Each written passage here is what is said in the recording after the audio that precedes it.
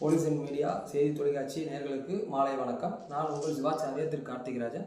இது உங்கள் திரு முத்திகேஸ்வரர் ஆலயத்திலிருந்து 108 சிவலிங்கம் பிரதிஷ்டம் பண்ணக்கூடிய மூலவர், காலபைரவர், அதுக்கடுத்து நடராஜர், 18 சித்தர், 63 நாயன்மார்கள் அமர்ந்திருக்கிற இடத்துலேருந்து உங்களுக்கு இன்னைக்கு சிவராத்திரி அதுமாக அதோடைய முக்கியத்துவத்தை தெரிவிக்க வாய்ப்பு கொடுத்த இந்த சேனலுக்கு மிக்க நன்றி.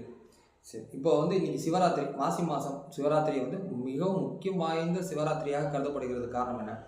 இந்த கிருஷ்ணபக்ஷம், அதாவது இந்த சதுர்த்தி திதி அதுமாக, இந்த திதி அதுவுமாக இந்த சிவராத்திரி கொண்டாடுறதுக்கு காரணம் என்னென்னா, இந்த அகிலமும் இந்த அண்டமும் அந்த சிவனுக்குள்ளே அடக்கம். அதாவது பார்வதி தேவியும் அனைத்து வகையான உயிர் இனங்களும் இன்றைய தேதிக்கு அவர் சிவபெருமானுக்குள்ளே அடக்கம். அப்போது சிவாய நமக என்று சிந்தித்தால் அபாயம் எதுவும் இல்லை, உபாயம் மட்டும்தான் உண்டு அப்படின்னு பாருங்க உத்தரவு கொடுக்குறார். அப்போ அந்த சிவாய நம அப்படின்னா என்ன? சிவாய நமக. இப்போ பஞ்சபூதமும் அதுக்குள்ள அடக்கம், 4 வேதங்களும் அதுக்குள்ள அடக்கம். சிவாய நமக. அப்போ அந்த வாசி அப்படிங்கிற நம்ம உயிர் ஜீவனாகப்பட்டது நம்ம இருதய தாமரத்து கமலத்துக்குள்ளே இருக்கக்கூடிய அந்த ஜீவன், அந்த ஜீவனை முக்தி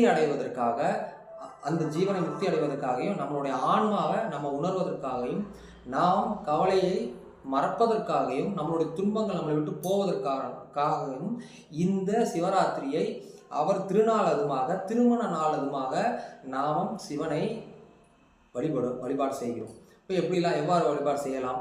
ஒன்று, நம்ம விரதம் இருந்து செய்யலாம், அவருடைய நாமத்தை தொடர்ந்து ஜெபிக்கலாம், அவருக்கு அனுஷ்டானம் பண்ணி அவரை அபிஷேகம் பண்ணி வழிபடலாம், அவருடைய நாமத்தை ஜபித்து கொண்டே இருக்கலாம். இப்படி பல வகைகள் இன்றைய தினம் அதுமாக ராத்திரி கண் முழித்து அவர் வழிபாடு பண்ணால் மிகவும் நன்மை உண்டாகும்.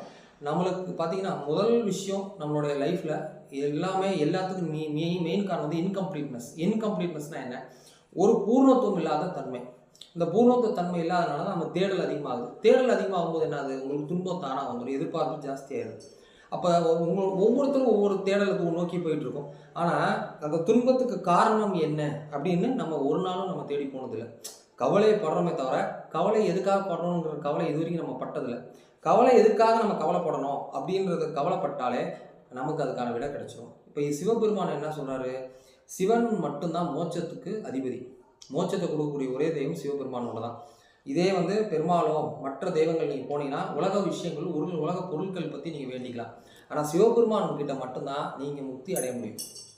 உலகத்தில் எல்லா விஷயங்களும் நீங்கள் விலை கொடுத்து வாங்க முடியும், ஆனால் சிவபெருமான் கிட்ட இருக்கிற அந்த முக்தியை மட்டும் நீங்கள் விலை கொடுத்து வாங்க முடியாது. சிவபெருமான் கிட்ட இருக்க முக்தியை ஏன் விலை கொடுத்து வாங்க முடியாதுன்னா, இதுக்கு நிறையா நீங்கள் தியாகங்களும் அர்ப்பணிப்பும் செய்ய வேண்டும்.